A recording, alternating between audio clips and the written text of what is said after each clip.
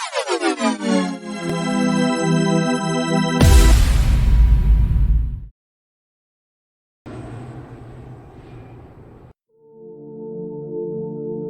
মহাবিশ্বে যেখানে প্রশ্নের সংখ্যা উত্তরের চেয়ে বেশি, যেখানে অস্তিত্ব রহস্য আমাদের আরও গভীর অন্বেষণ করতে ইঙ্গিত করে, একটা প্রশ্ন বারংবার দাঁড়ায়, এই মহাবিশ্ব মহাজগৎ যা কিছু দেখি উপলব্ধি করি তা কি অনন্ত, অসীম, নাকি সসীম এবং কোনো কারণ বা প্রভাবের দ্বারা সৃষ্টি হয়েছে? আমরা এই দুটি সম্ভাবনায় আলোচনা করে দেখব।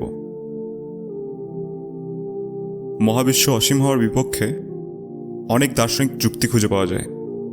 এগুলোর মধ্যে সবথেকে সহজতম যুক্তিটি হলো যে বাস্তব দুনিয়ায় অসীমের অস্তিত্ব থাকতে পারে না। বাস্তবে অস্তিত্বশীল কোনো বস্তুর পক্ষে যে অসীমত্ব থাকতে পারে না তার সবচেয়ে আশ্বস্তমূলক এবং সহজ প্রমাণ পাওয়া যায় যুক্তি পরীক্ষার মাধ্যমে। ধরুন আপনার কাছে একটা ব্যাগ আছে, সেই ব্যাগে অসীম সংখ্যক বল আছে। সেখান থেকে যদি 10টা বল সরিয়ে নেন তাহলে আর কটা থাকবে? গাণিতিকভাবে এখনও অসীম সংখ্যক বল থাকবে, তাই তো? কিন্তু বাস্তবে আগের থেকে 10টা বল কম থাকতে হবে থলিতে। আবার যদি 20টা বল ব্যাগে নতুন করে অ্যাড করেন বা যোগ করেন বা ব্যাগে ভরেন, তাহলে কত সংখ্যক বল থাকবে? আগে যা ছিল তার থেকে 20টা বেশি, তাই তো? কিন্তু থাকবে এখনও সেই অসীমই। কারণ অসীম বিষয়টা কেবল একটা ধারণা, বস্তুগত দুনিয়ায় এর কোনো অস্তিত্ব নেই। পৃথক পৃথক ভৌত অংশের সমন্বয়ে বাস্তবে কোনো অসীম কিছু গড়ে উঠতে পারে না। বিখ্যাত জার্মান গণিতবিদ হেলবার্ট এই প্রসঙ্গে বলেছেন যে বস্তুগত জগতে কোথাও অসীমকে খুঁজে পাওয়া যায় না। প্রকৃতিতে যেমন এর অস্তিত্ব নেই, তেমনি যুক্তিসিদ্ধ ভাবনা চিন্তার জন্যও এটা কোনো বৈধ ভিত্তি নয়। অসীম কেবল একটি ধারণা। এবার ধারণাগত হবে এই মহাবিশ্ব বাস্তব এবং বিচ্ছিন্ন শারীরিক অংশ দিয়ে গঠিত, ঠিক? তাই বিচ্ছিন্নভাবে যখন অসীম থাকতে পারে না, তখন মহাবিশ্ব অসীম হতে পারে না। আবার এই মহাবিশ্ব বিচ্ছিন্ন শারীরিক অংশ দিয়ে গঠিত, তাই এই মহাবিশ্ব অনির্ভরশীল নয়, নির্ভরশীল। যুক্তির মাধ্যমে ব্যাখ্যা করলে আপনি এই 3টি হেতুবাক্য দেখুন। এক হলো টুকরো টুকরো অংশ দিয়ে তৈরি সব কিছুই নির্ভরশীল। 2, মহাবিশ্বও টুকরো টুকরো অংশ দিয়ে তৈরি। অতএব আমরা বলতে পারি যে মহাবিশ্বও নির্ভরশীল। এবার আমি যখন বলছি যে টুকরো টুকরো অংশ দিয়ে তৈরি সব কিছুই নির্ভরশীল, এটা বোঝায় যে ধরুন টুকরো টুকরো কিছুগুলো জিনিস দিয়ে একটা গোটা কিছু তৈরি হলো। এবার সেই গোটা যে জিনিসটা তৈরি হয়েছে সেটা নিজের ওই টুকরো টুকরো জিনিসগুলোর ওপরেও নির্ভর করবে, তবেই তো সেটা পুরো গোটা। এবার গণিতের ভাষায় যদি আপনি ব্যাখ্যা করেন তাহলে এরম দাঁড়াবে যে অনেক সংখ্যা দ্বারা গঠিত একটি সেট তার সদস্যগুলোর উপরেও নির্ভর করে। ধরুন সেট ইউ, এবং সেট ইউ এর 5টা সদস্য রয়েছে, A B C D E. তো সেট ইউ নির্ভর করবে সবকটা সদস্যের উপর। ধরুন এই সবকটা সদস্যের মধ্যে যদি এ বি ই বা সি ডি ই এই ধরনের পৃথক পৃথক সেট বানানো হয়, তাহলে এই সেটগুলো কিন্তু সেট ইউ এর সমান না, এগুলো আলাদা। সেরমই মহাবিশ্ব সবকটা অংশের উপর নির্ভরশীল নিজেকে সম্পূর্ণ সেট বলতে হলে। তাই মহাবিশ্ব অনির্ভরশীল না, নির্ভরশীল। এটা গেল একটা যুক্তি। দ্বিতীয় যুক্তি, এই পেনটিকে দেখুন। পেনটির একটি নির্দিষ্ট উচ্চতা আছে, প্রস্থ আছে, টিপটি সাদা রঙের, মাথাটা সাদা রঙের, ক্লিপটা সাদা, শরীরটা নীল রঙের। আবার পেনটা ফাউন্টেন পেন, প্যারেলটারও একটা ডায়ামিটার রয়েছে। এসব রূপগত গুণ থেকে আমরা কি জানতে পারি? যে পেনটির একটি রূপগত গুণের সীমাবদ্ধতা আছে, তাই তো? আর তার অর্থ হলো বাহ্যিক কোনো কারণ এই সীমাবদ্ধতাগুলিকে আরোপ করেছে। অর্থাৎ পেনটি হলো পরনির্ভর। পেনটাকে অন্যভাবেও সাজানো হতে পারত, অন্য ডিজাইন হতে পারত, টিপটা একটু বড় হতে পারত, ক্লিপটা একটু নিচে থাকতে পারত। কিন্তু যেহেতু একটা নির্দিষ্ট উপায়ে পেনটা সজ্জিত এবং রূপগতভাবে সীমাবদ্ধ, তাই পরিষ্কার বোঝা যায় যে পেনটির উপর এই রূপগত সীমাবদ্ধতা আরোপ করা হয়েছে। বাহ্যিক কোনো কারণ বা কেউ এই সীমাবদ্ধতা আরোপ করেছে।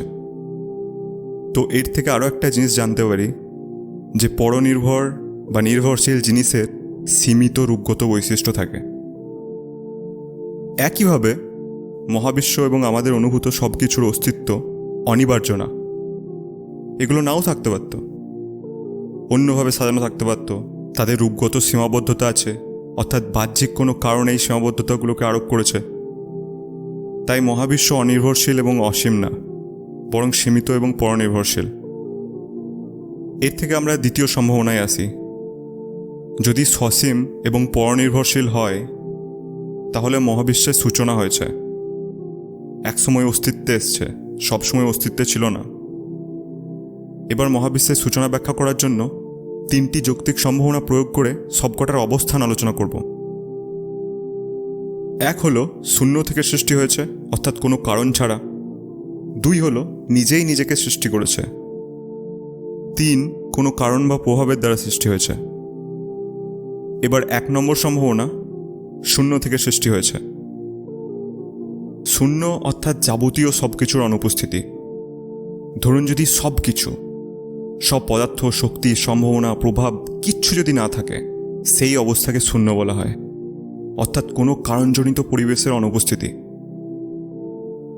শূন্য থেকে কিছু আসতে পারে বলে দাবি করা আমাদের সহজাত জ্ঞান এবং যুক্তিকে অপমান করা শামিল। মহাবিশ্ব কি শূন্য থেকে আসতে পারে? অবশ্যই না।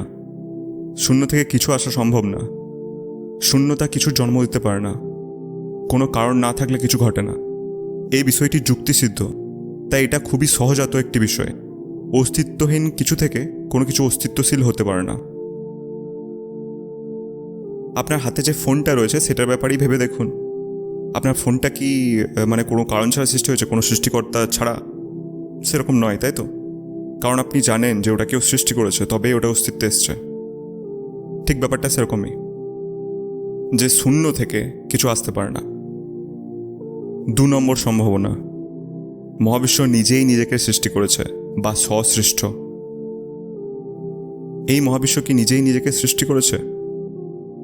একসময় যার কোনো অস্তিত্ব ছিল না, সৃষ্টি হওয়া মানেই সসীম।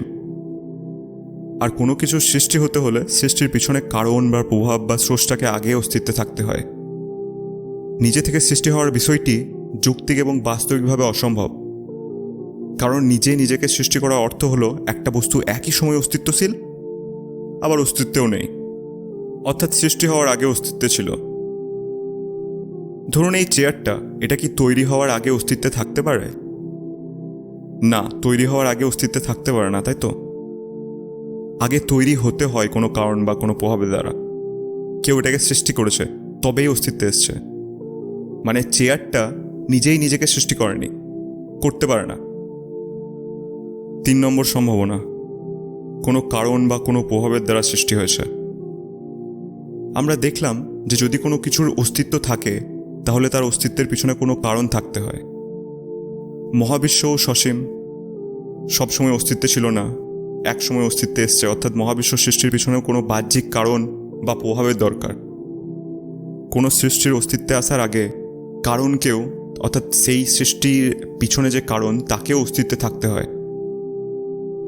পুকুরের ঢেউ দেখা যাচ্ছে কারণ ঢিলটা পড়েছে, তাই ঢিল পড়েছে কারণ কেউ ছুঁড়েছে ঢিলটা, তাই। এবার ঢিল ছোড়ার পিছনেও কারণ আছে। সেরমই স্বাভাবিকভাবে একটা প্রশ্ন মাথায় আসে, তাহলে যদি মহাবিশ্ব সৃষ্টি হওয়ার পিছনে কোনো কারণ অস্তিত্বে থাকে, তাহলে সেই কারণের পিছনেও একটা কারণ থাকবে, আবার তার পিছনে একটা কারণ আছে, অর্থাৎ কারণ, তার পিছনে কারণ, তার পিছনে কারণ, তার পিছনে কারণ। এরমভাবে অনন্তকাল ধরে কারণের পিছনে কারণ থাকলে আদৌ সৃষ্টি হতো কি? আদৌ কি মহাবিশ্ব সৃষ্টি হতো? না, হতো না। কেন সৃষ্টি হতো না, আসুন তা আলোচনা করে দেখি।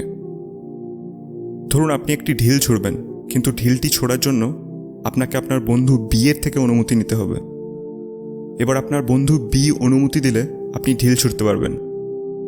এবার আপনাকে আপনার বন্ধু বি তবেই অনুমতি দেবে যদি সে তার বন্ধু সি এর থেকে অনুমতি পায়। অর্থাৎ সি যদি বিকে অনুমতি দেয়, তবেই বি আপনাকে অনুমতি দেবে, তারপর আপনি ঢিলটি ছুড়তে পারবেন।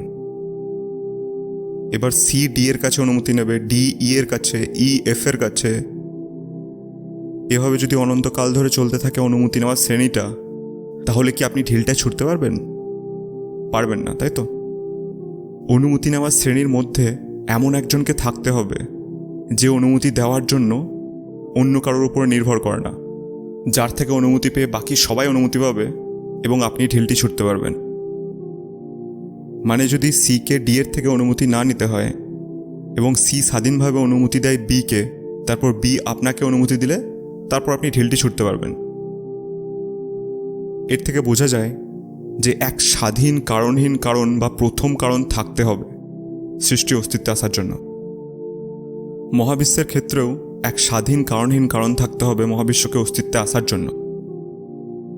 এই প্রথম কারণ বা কারণহীন কারণকে স্রষ্টা বা সৃষ্টিকর্তা বলা হয়, কারণ এই প্রথম কারণের জন্যই মহাবিশ্ব সৃষ্টি হয়েছে, যে সবসময় অস্তিত্বশীল, স্বাধীনভাবে অস্তিত্বে থাকবে, যা অনিবার্য সত্তা। এবার আপনার মনে প্রশ্ন জাগতে পারে যে দেখতে পাচ্ছি না প্রথম কারণকে, তাহলে সত্যিই কি মানা যায়?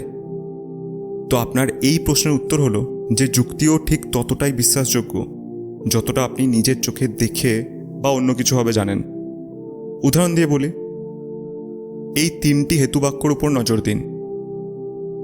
1, সব ব্যাচেলারই অবিবাহিত পুরুষ। 2, টম হলো ব্যাচেলার। 3, অতএব টম অবিবাহিত। আমাদের বিচার শক্তির বলে আমরা জানি যে 1 ও 2 নম্বর বাক্য থেকে অনিবার্যভাবে 3 নম্বর বাক্যটা আসেই।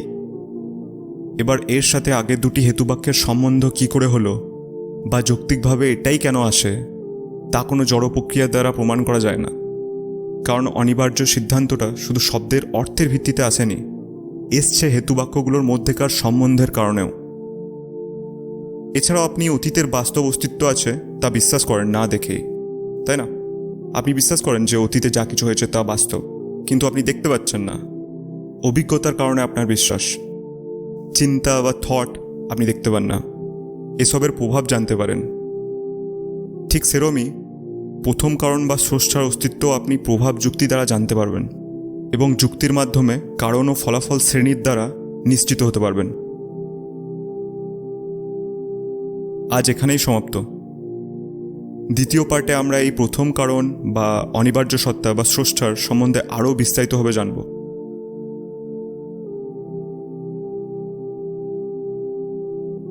ভালো থাকবেন, সবাইকে ভালো রাখবেন। ধন্যবাদ।